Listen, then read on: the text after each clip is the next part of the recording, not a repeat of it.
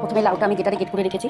এবার আমি আস্তে করে চিপে চিপে জলগুলো চিপে চিপে আমি অন্য একটা বাসনে রাখবো।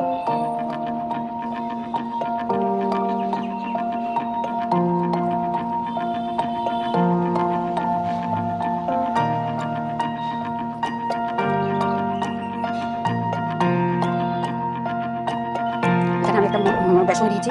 বেসন, হলুদ গুঁড়ো, লঙ্কার গুঁড়ো, জিরের গুঁড়ো, ধনের গুঁড়ো, আদা বাটা সব দিয়ে ভালো করে নাড়াচাড়া করে মাখবো।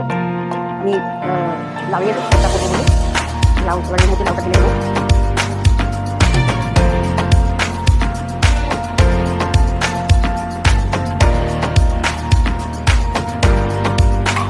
লাউ দিয়ে ভালো করে বড়া বানাবো, মানে কোপ্তা বানাবো।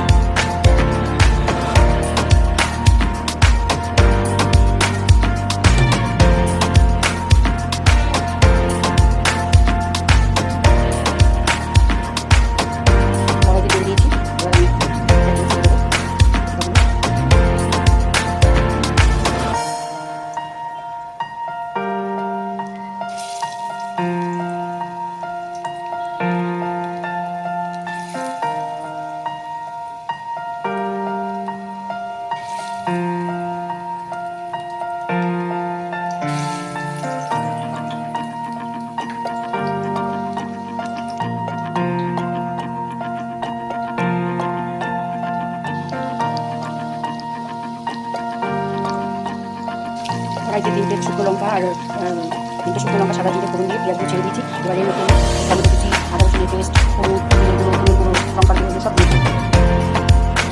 সব মশলা দেওয়া হয়ে গেছে। এবার